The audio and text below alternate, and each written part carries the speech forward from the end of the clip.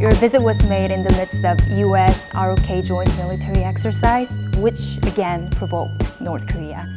And do you have any particular intention on this? First of all, I want to make clear that the U.S. has no hostile intent towards the DPRK. These exercises are long-standing, very routine, and purely defensive in nature. So I don't think there's any reason for concern. But I do want to emphasize to our friends in the DPRK that the U.S. has no hostile intent towards the DPRK. Has the U.S. made any attempt to have talk with North Korea that has not been made public?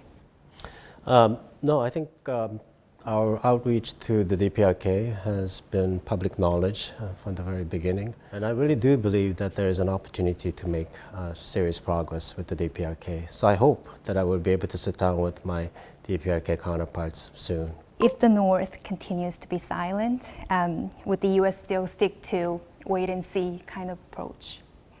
You know, we are willing to be very creative, very flexible with our diplomatic pursuit. As one of the options for trust-building measure, have you considered exchanging letters between the two leaders? Yeah, so I'm not sure if it's wise to speculate on specific measures or steps. But as I said, I think we are willing to be very forward-leaning and creative and flexible and open-minded about different steps that might lead to a productive and meaningful dialogue with the DPRK. For this time now, do you think that dismantling the Yangbian would be starting point for future negotiations? We are willing to address the full range of issues and concerns, including those that are of importance to the DPRK. So I think, given the opportunity, we will be able to make substantial progress. I should also mention that with regards to sanctions, all members of the international community have a responsibility to implement UN Security Council resolutions. Is the U.S. preemptively willing to provide an incentive to bring North Korea back to the negotiation table? I think we have made very clear that we are ready to address their concerns. But first we have to sit down and talk about the path forward.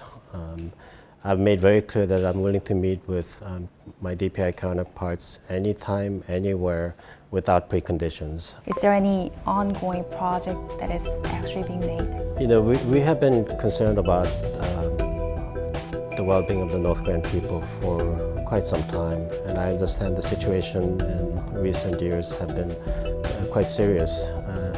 And so we would like to be able to help.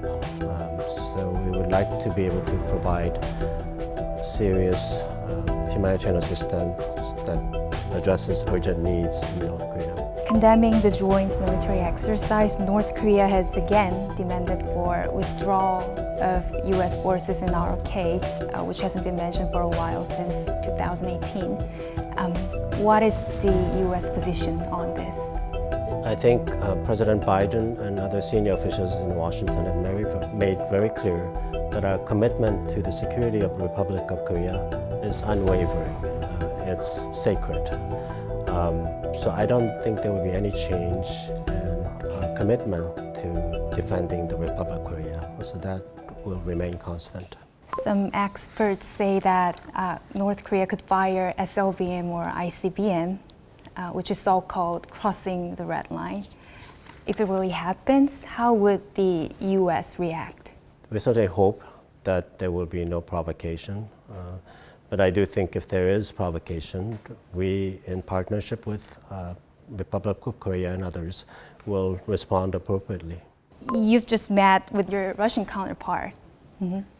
Are you planning on resuming six-party or four-party multilateral talks? With regards to multilateral, I think for now we're focused on U.S. DPRK bilateral engagement.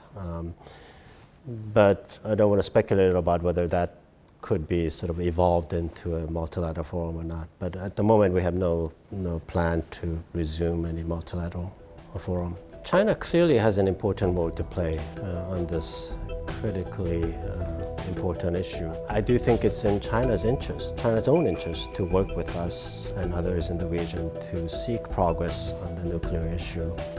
And I do believe it's possible that the US and China will be able to cooperate on seeking the complete integration of the Korean Peninsula.